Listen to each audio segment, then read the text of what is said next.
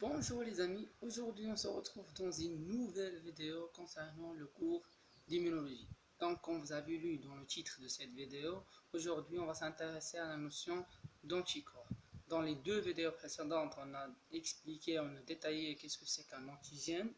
Donc dans cette vidéo, on va s'intéresser à la notion d'anticorps. Qu'est-ce qu'un anticorps? Qu'est-ce qu'un paratope? Qu'est-ce qu'un anticorps sur le plan biochimique? Quelles sont les différentes classes d'immunoglobulines, quelles sont les différentes classes d'anticorps, les différentes chaînes, de quoi se composait ce anticorps, les différentes liaisons entre l'anticorps, etc., etc. Tout ça, on va le voir aujourd'hui.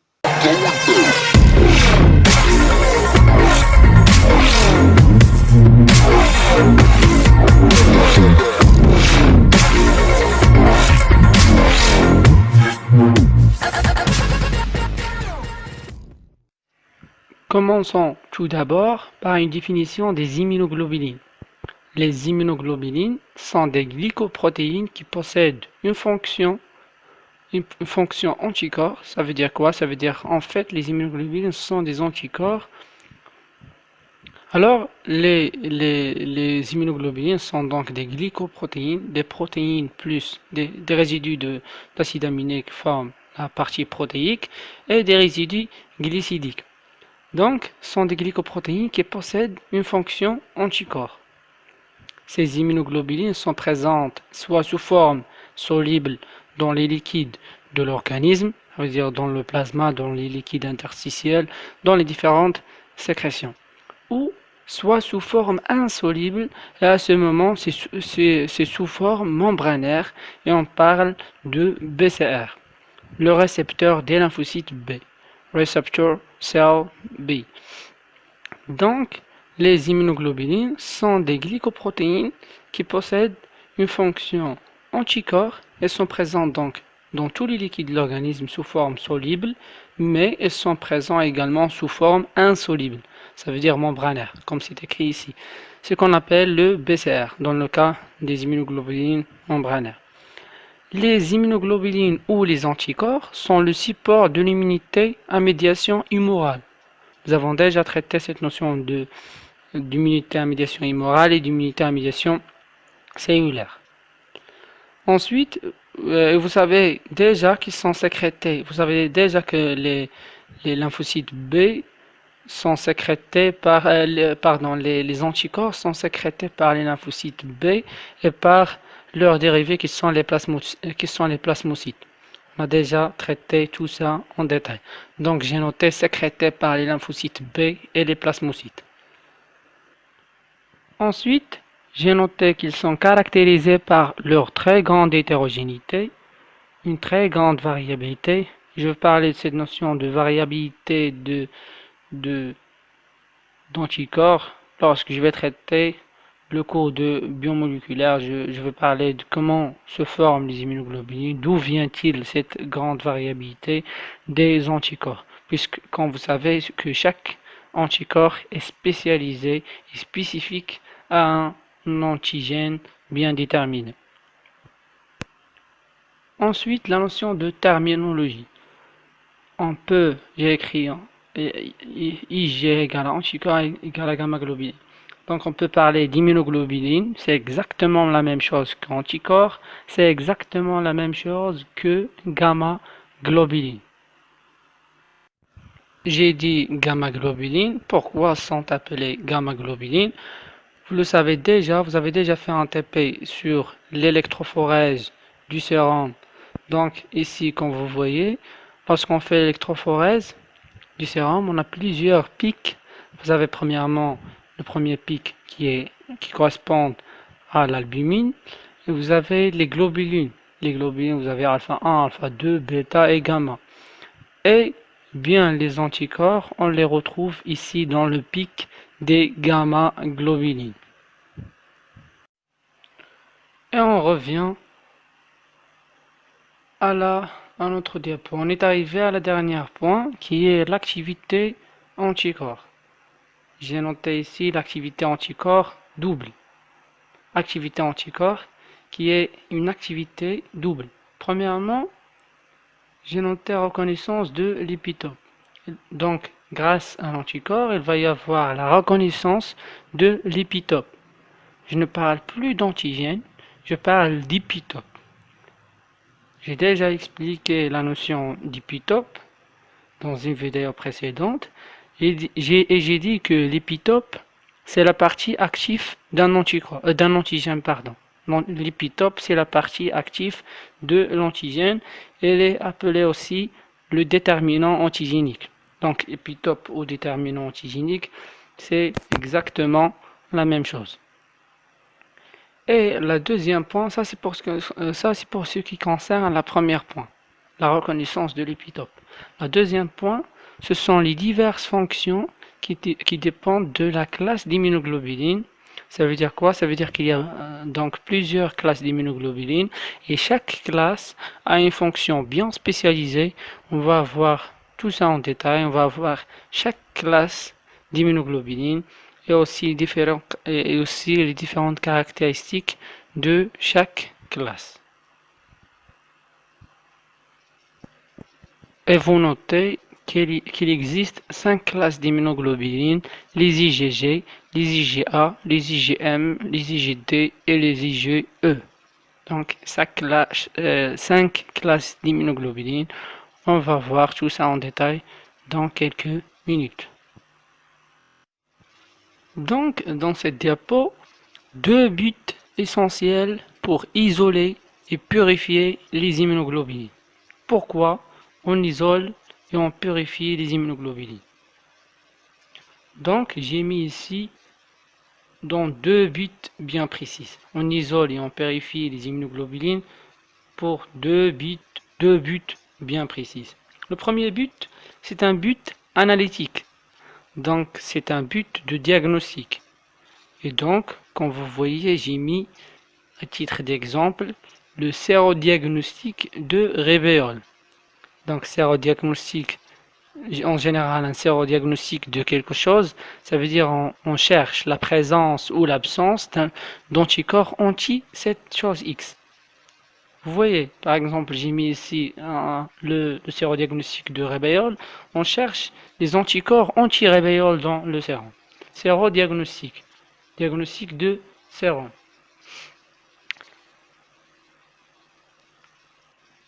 Ça, c'est pour le premier but. Le deuxième but, c'est un but préparatif. Un but préparatif, ça veut dire un but thérapeutique. Et là, j'ai mis comme titre d'exemple la sérothérapie avec sérum anti-titanique. La sérothérapie, thérapie ça veut dire traitement, séro ça veut dire sérum, donc traitement par le sérum. Ça veut dire qu'on injecte des anticorps dans le patient. J'ai dit et je souligne sur on injecte des anticorps dans le patient. Maintenant, on va passer à la structure générale des immunoglobulines, la structure générale des anticorps. Premièrement, j'ai noté le même modèle de base. On a le même modèle de base chez toutes les différentes classes des immunoglobulines. Ce modèle de base comprend 4 chaînes polypeptidiques. J'ai noté 2 chaînes lourdes notées H et 2 chaînes légères notées L. Donc, un modèle de base commun à toutes les immunoglobulines, commun à tous les anticorps, qui comprend 4 chaînes polypeptidiques avec 2 chaînes légères H, H pour heavy, qui signifie en anglais lourde, et puis 2 chaînes légères identiques L, qui signifie L pour light, qui signifie en anglais léger. Et j'ai mis 2 chaînes légères identiques et 2 chaînes légères identiques, soulignées sur identique. Je vais l'expliquer tout à l'heure, en quelques minutes. Et ensuite, j'ai mis ces chaînes sont associées entre elles par des pentes des sulfures et par des liaisons hydrogènes.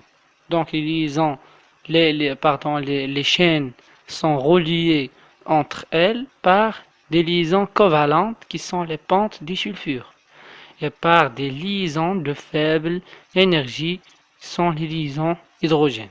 On va voir la structure tout à l'heure, après quelques minutes.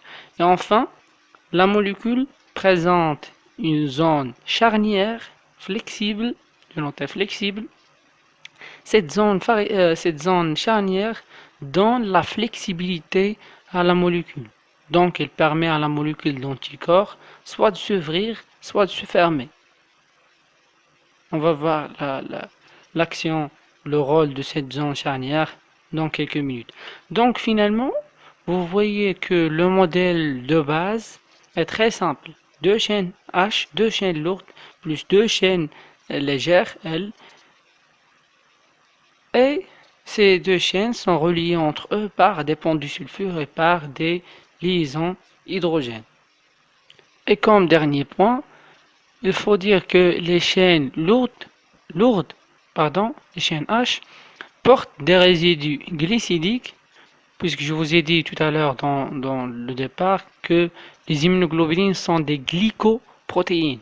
Il y a une fraction protéique et une fraction glycidique. Donc, il y a une fraction sucrée dans les anticorps. Et donc, cette fraction sucrée, vous soulignez, elle est portée par la chaîne lourde. Et ce n'est pas par les chaînes légères. Donc, la fraction sucrée, elle est portée par la chaîne lourde. Maintenant, on va entrer dans les détails. On va étudier les chaînes lourdes séparément et les chaînes légères séparément. Commençons tout d'abord par les chaînes lourdes. Donc, les chaînes lourdes sont formées par 445 à 450 acides aminés avec un PM, avec un poids moléculaire, avec une masse moléculaire MM de 50 000 daltons. 50 kg daltons. Donc, ces chaînes lourdes varient en fonction de la classe et de la sous-classe d'immunoglobulines.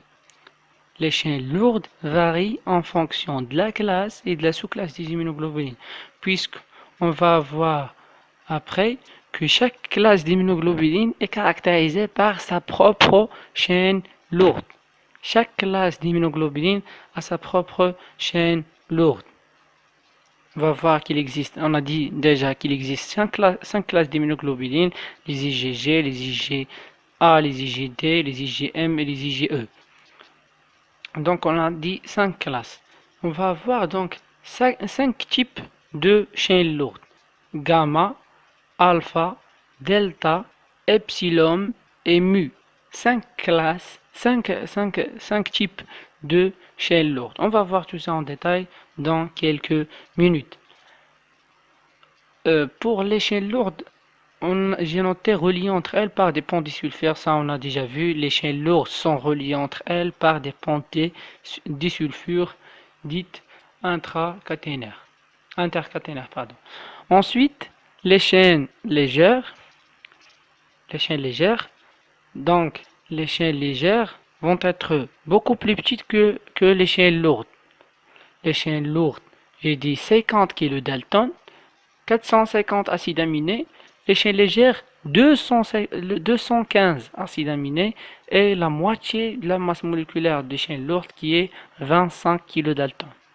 25 000 daltons. Donc, les chaînes légères sont communs à toutes les classes d'immunoglobulines. Il n'y a pas de variation en fonction de la classe d'immunoglobulines. Ce sont les mêmes. Ça, c'est la première différence entre les chaînes lourdes et les chaînes légères. C'est-à-dire, on a la première différence, on a en fonction de la taille. La deuxième différence, c'est en fonction du poids moléculaire ou de la masse moléculaire. Et cette troisième différence, c'est en fonction pour ce qui concerne les chaînes lourdes. On a dit que sont différentes. Chaque classe d'immunoglobulines est caractérisée par sa propre chaîne lourde. Mais ici, pour les chaînes légères, on a dit que les chaînes légères sont communs à toutes les immunoglobulines. Il n'y a pas de variation en fonction de la classe d'immunoglobulines. Et vous notez, il faut savoir qu'il existe deux types de chaînes légères, les chaînes légères kappa et les chaînes légères lambda, avec une petite priorité à les chaînes kappa, puisqu'ils sont les plus fréquents. Les chaînes kappa sont plus fréquents que les chaînes lambda. Et on note ici aussi que les chaînes légères sont reliées entre eux par des pentes des sulfures, entre elles par des pentes des sulfures. Donc, pour la notion de commun à toutes les classes d'immunoglobulines, on pourra donc, pour chaque molécule d'anticorps, soit j'ai deux chaînes kappa, soit j'ai deux chaînes lambda. Je ne peux pas avoir la même molécule sur la même molécule d'anticorps une chaîne de type kappa et l'autre de type lambda. Ça, c'est impossible. Obligatoirement, on aurait deux chaînes kappa ou deux chaînes lambda. C'est clair, non? Sur la même molécule d'anticorps, dans la partie des chaînes légères, on aura dans les deux chaînes légères la même chaîne légère, soit kappa, soit lambda. On ne peut pas avoir d'un côté une chaîne de type kappa et de l'autre côté une chaîne de type lambda. J'espère que cette notion est claire maintenant. Et enfin, dernier point, c'est la région charnière. On a dit déjà que la région charnière, elle est très flexible. J'ai dit qu'il va intervenir à la liaison avec l'antigène, puisque cette zone donne à la molécule une souplesse pour s'ouvrir ou de se fermer, pour s'attacher à la molécule d'antigène. Donc ça, c'est pour ce qui concerne les différentes principales parties d'un anticorps, les chaînes lourdes, les chaînes légères et la région charnière. Donc, les chaînes légères sont de deux types, soit de type kappa, soit de type lambda. Ça, on a déjà dit. Et les chaînes lourdes, chaque chaîne lourde, et on a dit qu'il est spécifique d'une classe d'immunoglobulines. On a déjà dit qu'on a 5 classes d'immunoglobulines. On a dit qu'il y a les IgG, les IgA, les IgM, les IgT et les IgE. Pourquoi j'ai mis IgG, IgA, IgM, IgD, IgE dans cet ordre? Puisque ce sont en ce ordre de concentration décroissante. Les IgG sont plus concentrés dans le sérum par rapport à les IgE et ainsi de suite. Et donc, vous voyez ici que pour chaque classe d'immunoglobulines, il y a une chaîne lourde qui caractérise cette classe. Donc, pour les IgG, on a la chaîne lourde gamma. Pour les IgA, on a la chaîne lourde alpha. Pour les IgM, on a la chaîne lourde mu. Pour les IgD, on a la chaîne lourde delta. Et enfin, pour les IgE, on a la chaîne lourde epsilon. On va voir la caractéristique de chacun de ces classes et chacun de ces chaînes lourdes. Maintenant, je vais aller plus loin. Je vais compliquer un petit peu les choses. Je vais partir d'une structure simple avec deux chaînes lourdes et puis deux chaînes légères. Et maintenant, vous observez qu'il y a des fragments. Des fragments notés C. Vous voyez qu'il existe CH1, CH2, CH3. Et des fragments notés V, VL, VH. Donc, dans la chaîne légère, j'ai une partie variable notée V et j'ai une partie constante notée C. Donc, ah oui, une notion très importante, c'est ce que j'ai oublié de dire dans la première partie, c'est que dans chaque chaîne, il y a une extrémité C-terminale et une extrémité N-terminale. Donc ici, c'est la partie N-terminale ou amino-terminale qui est variable. Comme vous voyez, la partie variable, elle est de la côté de partie N. Elle est écrit N. Aussi, pour les chaînes lourdes, il y a une partie N-terminale et une partie C-terminale pour chaque chaîne, que ce soit son type, que ce soit les chaînes lourdes ou chaînes légères, il y a une partie N-terminale et une partie C-terminale. Donc la même chose que les chaînes légères, on note que chaque chaîne comporte une partie variable amino-terminale qui est de l'autre côté N-terminal et une partie constante qui est du côté C-terminal. Donc j'ai ici dans l'image VL. VL c'est la partie variable de la chaîne légère et CL c'est la partie constante de la chaîne légère. VL, partie variable de la chaîne légère, CL, la partie constante de la chaîne légère. De l'autre côté, ça veut dire sur la chaîne lourde, il va avoir une partie VH, ça veut dire c'est la partie variable de la chaîne lourde, et CH, c'est la partie constante de la chaîne lourde. Et donc, pour la partie constante de la chaîne lourde, vous voyez qu'il y a plusieurs parties. Il y a la partie CH1, CH2, CH3, on a plusieurs. On va voir tout ça en détail. Maintenant, je vais compliquer un peu plus les choses encore une fois, puisque dans la diapo précédente, je vous ai dit que il existe dans les chaînes, que ce soit les chaînes lourdes ou les chaînes légères, il existe une partie constante, une partie variable. Maintenant, je vous ai dit que dans la partie variable, il existe des zones dites hypervariables. Notez HVR dans l'image. Donc, dans la partie variable, dans la partie V des chaînes, il y a des zones hypervariables. Il y a des zones hypervariables. Et ces zones et cette partie hypervariable, on les appelle des CDR. CDR, on les appelle CDR, ça veut dire en anglais Complementarity Determining Region. En français, région déterminant la complémentarité. Et aussi, comme c'est montré ici dans ce diagramme, on a les séquences d'acides aminés en fonction de la partie variable. On a les séquences d'acides aminés en fonction de la partie variable.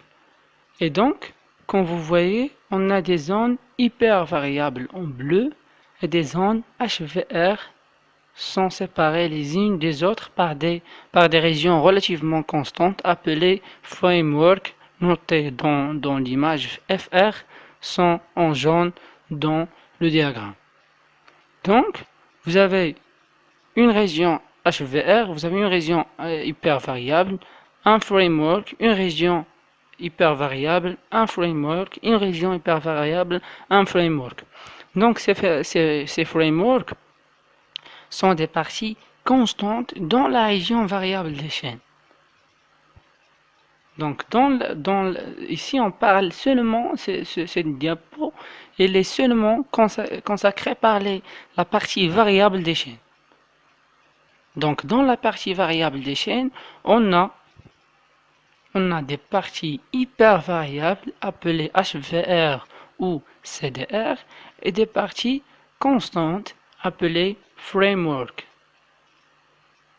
Donc comme résumé de cette diapo, on peut dire que dans la partie variable, il y a des CDR, des régions hyper variables qui sont séparées par des régions relativement constantes qu'on les appelle des frameworks.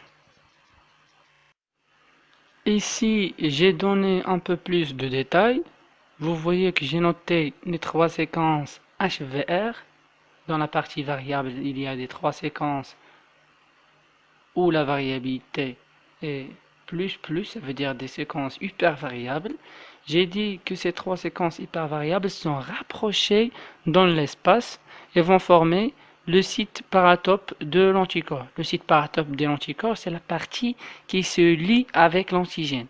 Bien précisément, c'est la partie qui se lie avec l'épitope. On peut dire que c'est la partie active de l'anticorps. J'ai noté aussi la localisation de ces trois CDR, de ces trois régions hypervariables dans la séquence d'acides aminés. Donc le premier CDR ou le premier région, première zone hypervariable se situe entre l'acide aminé 28 jusqu'à l'acide aminé 35. Le deuxième se situe entre 49 et 59 et le dernier se situe entre 92 pardon, et 103. Et j'ai dit que ces trois zones vont se rapprocher dans l'espace, dans la structure tridimensionnelle pour former le site actif de l'anticorps, pour former le paratope.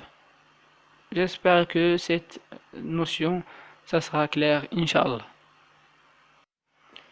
Ici, dans cette diapo, à chaque fois, je vais compliquer un peu plus les choses.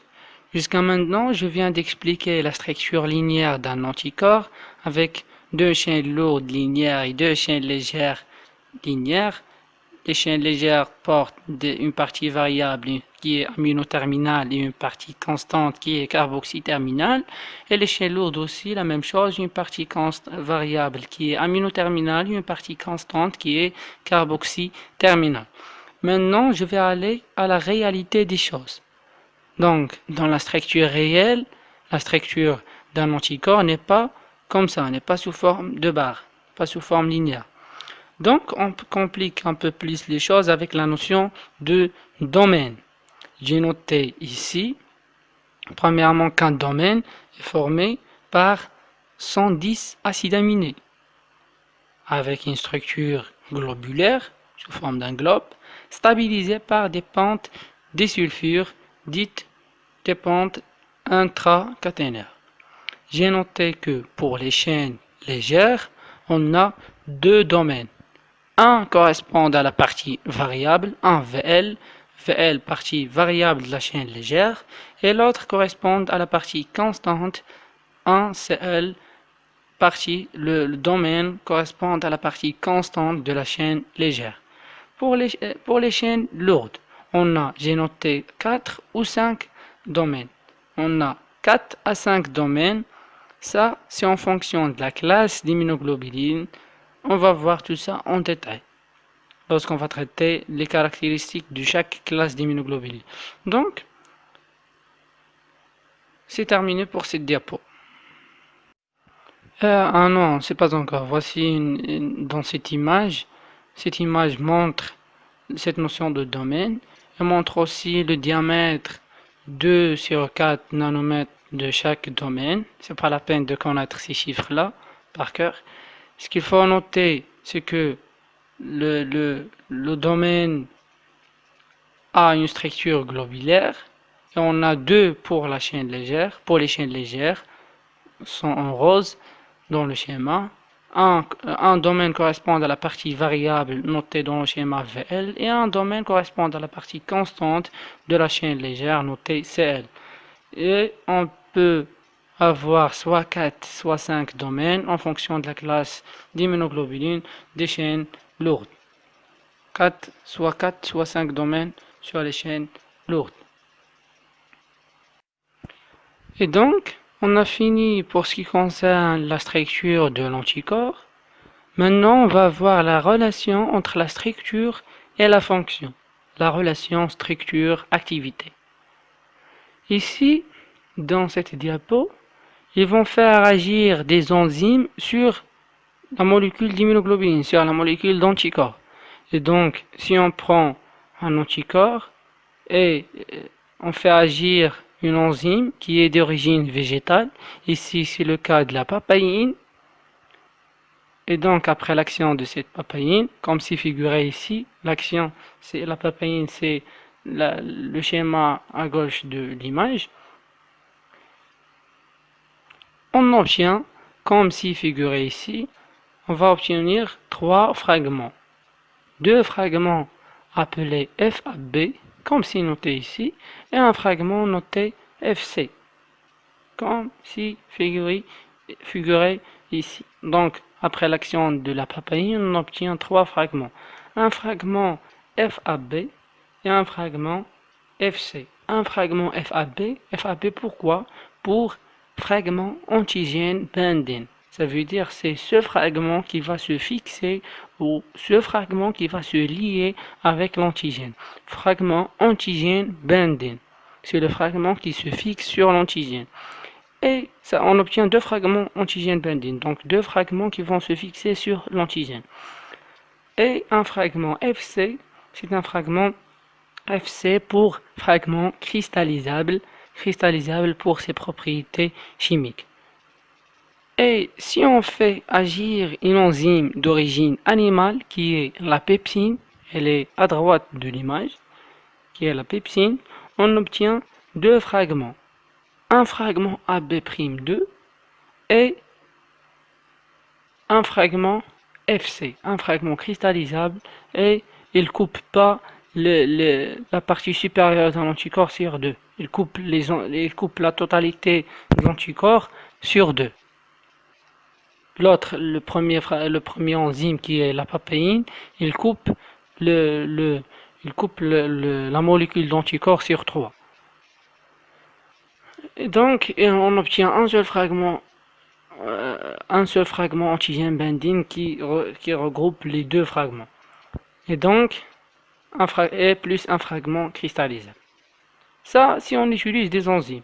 Maintenant, si on utilise des agents chimiques, la molécule d'anticorps va être dégradée complètement. Exemple, le cas si on utilise le mercaptoéthanol ou si on utilise l'urée. La molécule d'anticorps, la molécule d'immunoglobuline va être dégradée complètement. On ne peut pas avoir un fragment FC ou bien un fragment antigène binding. Elle va couper toute la séquence d'acides aminés. Donc, il va couper en global, va couper la totalité de la molécule. Ensuite, dans cette diapo, on va voir les propriétés fonctionnelles. Quels sont les rôles de chacun de ces fragments? Ça veut dire fragment FAB, fragment antigène binding, et le fragment FC, le fragment cristallisable. Premièrement, je vais citer les différentes caractéristiques ou bien les différentes propriétés de ce fragment FAB, le fragment antigène binding. Premièrement, j'ai le FAB, les fragments FAB sont spécifiques, puisqu'on a dit déjà que cette partie antigène binding, c'est cette partie qui va se lier avec l'antigène. Alors j'ai dit que dans cette partie antigène binding, il y a une partie variable. Et dans cette partie variable, il y a des parties hyper variables. Et ces parties hyper variables sont nommées des CDR. Et ces CDR sont rapprochés dans l'espace pour former le site paratope. Et ce site paratope qui va se lier avec l'antigène. Bien précisément, on va se lier avec l'épitope. Deuxièmement, ensuite l'affinité du site. Ça, c'est normal, puisque lors d'une réaction anticorps-antigène, il y a toujours une affinité de liaison. Un antigène, il possède une affinité avec le site complémentaire de son épitope qui est le paratope. Donc, troisième point pour le fragment antigène binding, c'est neutralisation des toxines bactériennes. On va voir dans la suite comment cette étape s'effectue, comment il va y avoir neutralisation grâce à des perforines et des granzymes. On va voir tout ça en détail. Dans l'autre côté, dans la quatrième point, on a inhibition à d'adhésion bactérienne, puisque lorsqu'il va y avoir une liaison anticorps-antigène, l'anticorps empêche l'antigène d'aller se fixer sur une autre cellule. C'est ça ce qui signifie inhibition d'adhésion bactérienne. Ça veut dire s'il va y avoir une liaison anticorps-antigène, l'anticorps va empêcher l'antigène d'aller se fixer sur une autre cellule. Dernier point qui est blocage de l'infectiosité virale. Il va y avoir blocage de la virulence des virus. Et concernant il va y avoir blocage de l'infectiosité virus. Donc dès qu'il y a liaison avec le paratope, avec l'anticorps, avec le virus, elle empêche où il inhibe l'infectiosité de ce virus. De l'autre côté, on a le fragment cristallisable, le fragment FC. Le fragment FC, premièrement, il n'y a pas de spécificité vis-à-vis de l'antigène, puisque on a dit que c'est le fragment antigène binding qui se lie avec l'antigène. Deuxième point, fixation de compléments, comme c'est figuré ici dans l'image. Les molécules du système de complément vont aller se fixer sur la partie, sur le fragment cristallisable de l'anticorps, puisqu'il va y avoir ce fragment cristallisable, il intervient dans la formation du complexe d'attaque membranaire. On va voir tout ça lorsqu'on va traiter le système de complément. Donc, troisième point, pardon, c'est la fixation aux cellules. La fixation aux cellules, cytophilie, cytocellule, philie, il aime les cellules. Donc, il se fixe sur les cellules. C'est cette partie du système de l'anticorps, c'est le fragment cristallisable de l'anticorps qui se fixe sur les différentes cellules. Ensuite, quatrième point, passage transplacentaire. Le passage transplacentaire, ça veut dire que cette partie, ou bien ce fragment cristallisable, cette partie de l'anticorps, elle traverse le placenta. Le placenta, c'est la membrane qui se forme sur le fœtus. Dernier point, c'est la régulation catabolique. C'est la régulation catabolisme, il intervient dans la dégradation des différentes molécules et tout ça. Ici, dans cette image, j'ai écrit dualité fonctionnelle parce qu'on a la fonction du fragment FAB et la fonction, le rôle du fragment FC.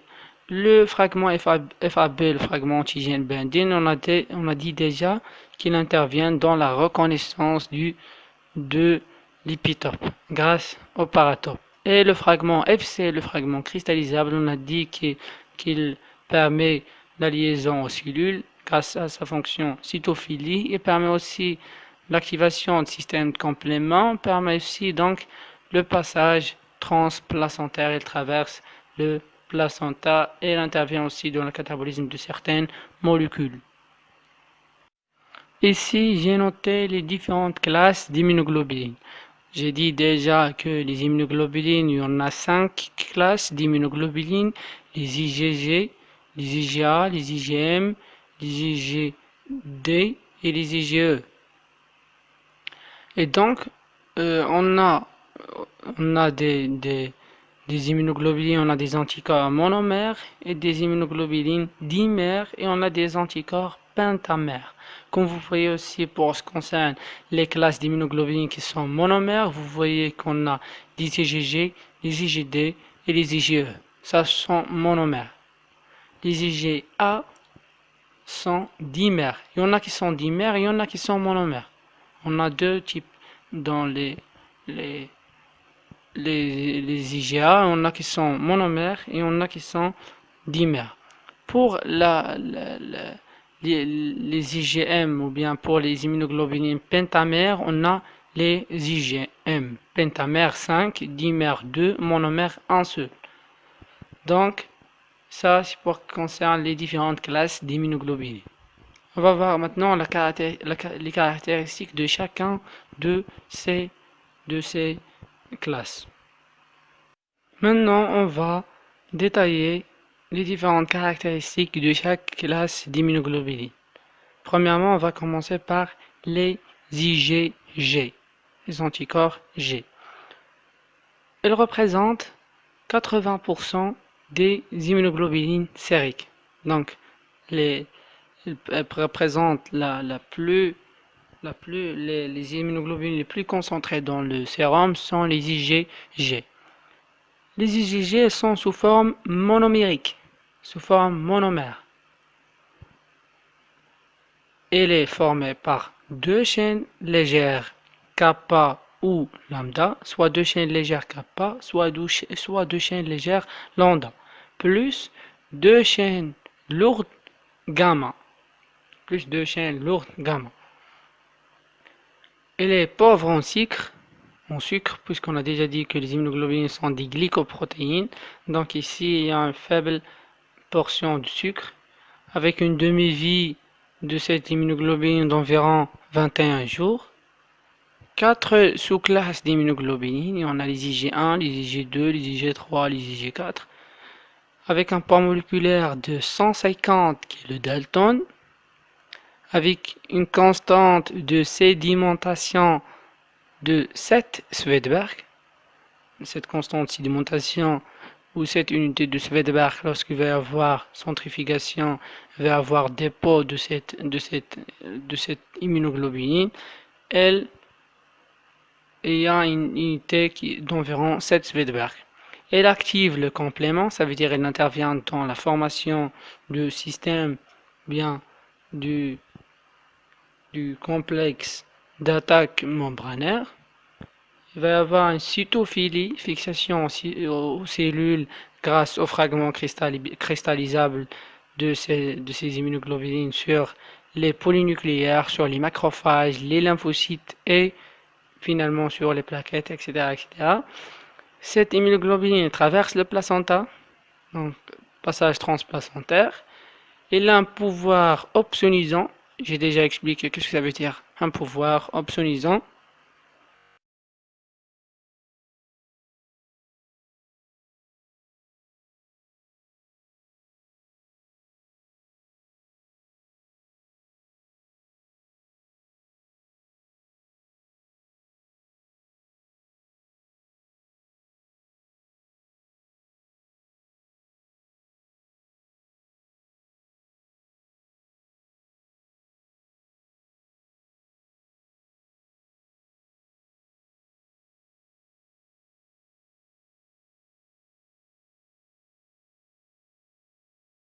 Ensuite, le deuxième classe, ce sont les IgA, les immunoglobulines A, ou les anticorps A. Concernant cette classe d'immunoglobulines, on a deux types. On a les IgA sériques et les IgA sécrétoires. Les IgA sériques se présentent sous forme monomère. Ça veut dire c'est la structure qu'on a déjà vue. Avec deux chaînes légères, kappa ou lambda, plus deux chaînes lourdes H type alpha. Et ces IgA sériques, on a deux classes, les IgA1 et les IgA2, avec les IgA1 sont les plus fréquents. Maintenant, la deuxième type, qui sont les IgA sécrétoires, sont les plus importants. Se présentent sous forme dimère, ça veut dire deux monomères, la structure qu'on a déjà vue, la structure générale d'un anticorps fois 2, plus une chaîne G, une chaîne de jonction qui permet la liaison entre ces deux monomères, plus une pièce sécrétoire.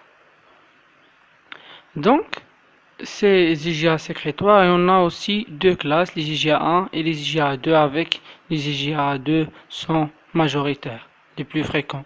Ce deuxième type, cette classe d'immunoglobulines, ne fixe pas le complément. Ça veut dire n'intervient pas dans la formation du complexe d'attaque membranaire. Aussi, ne traverse pas le placenta. Cette classe présente dans les sécrétions, ça veut dire au niveau du lait maternel, les différentes sécrétions, toutes les sécrétions de l'organisme, lait maternel, d'où vient l'importance de l'allaitement, le colostrum. Le colostrum, c'est le premier lait sécrété par les seins juste après l'accouchement. Donc, au niveau de la salive, au niveau de la sueur, les larmes, les sécrétions bronchiques, les sécrétions gastro-intestinales et les sécrétions urogénitales. Dans toutes les sécrétions de l'organisme, on trouve les IgA sécrétoires sous forme dimère.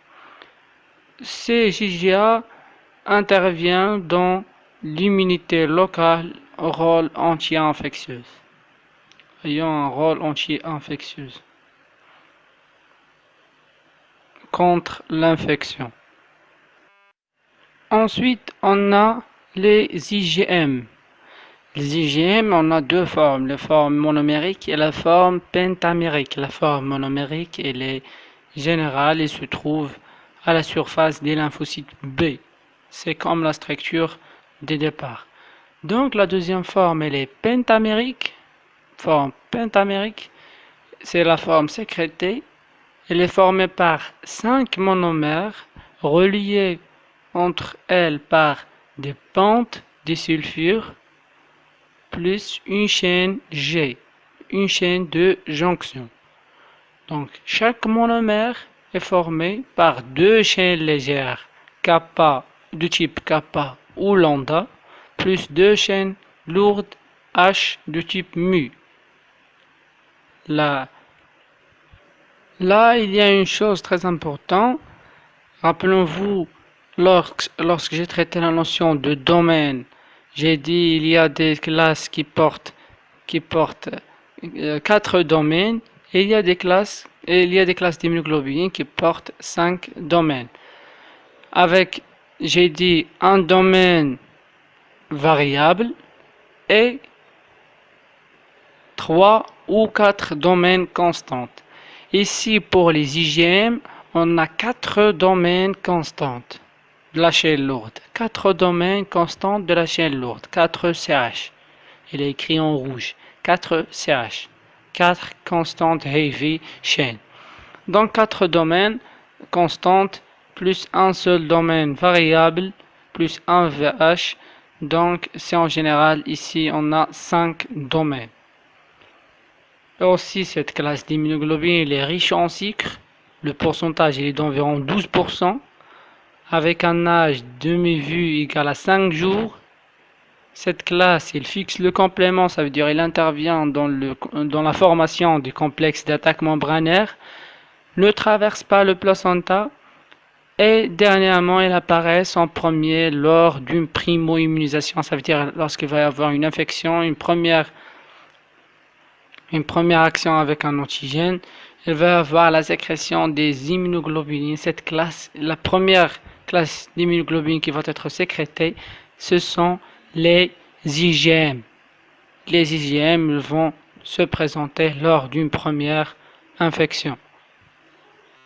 Ensuite, on a les IgD, les immunoglobulines D. Donc, cette classe d'immunoglobulines, il existe à l'état de trace. Donc, une faible concentration de cette classe d'immunoglobulines. Cette classe d'immunoglobulines est formée de deux chaînes légères de type kappa ou lambda, plus deux chaînes lourdes H de type delta. Delta.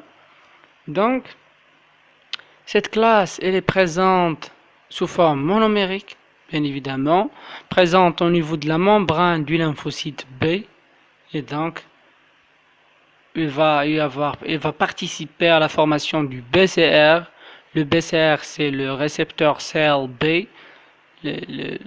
C'est le récepteur des lymphocytes B. Et donc, cette classe d'immunoglobulines est impliquée dans la signalisation et la reconnaissance des antigènes, puisqu'il est participé à la formation du BCR, et le BCR se fixe sur les antigènes. Donc cette classe il est impliquée dans la signalisation et la reconnaissance des antigènes.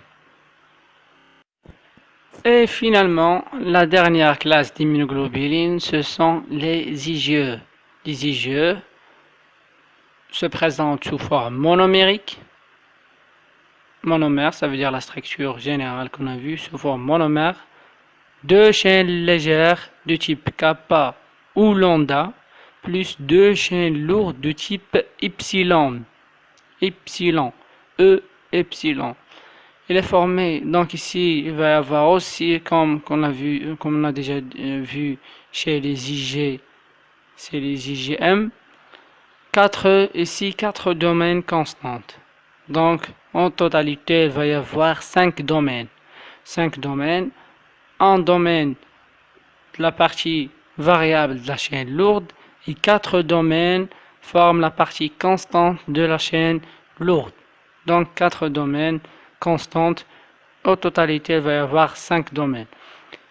Cette classe d'immunoglobulines aussi, elle existe à l'état de trace chez les sujets normaux, donc faible concentration, mais chez les sujets allergiques, elle est en, en concentration importante, se trouve en concentration importante. Cette classe d'immunoglobulines ne fixe pas le complément, ça veut dire qu'elle n'intervient pas dans la formation du complexe d'attaque membranaire, ne traverse pas le placenta et elle présente une caractéristique importante, c'est la cytophilie. Il se fixe sur les mastocytes et sur les polynucléaires basophiles. Cytophilie, il aime les cellules, ça veut dire qu'il se fixe aux cellules. Et bien évidemment, il se fixe aux mastocytes et sur les polynucléaires basophiles grâce au fragment FC, le fragment cristallisable. Cette classe d'immunoglobulines a un rôle essentiel dans l'allergie, puisque là, il va y avoir une allergie. S'il y a une allergie, les classes les plus sécrétées, la classe d'immunoglobulines la plus sécrétée, ce sont les IgE. Et finalement, si vous avez des questions, n'hésitez pas de poser vos questions dans les commentaires. N'hésitez pas de cliquer sur like, subscribe et on se voit dans une autre vidéo, Inch'Allah.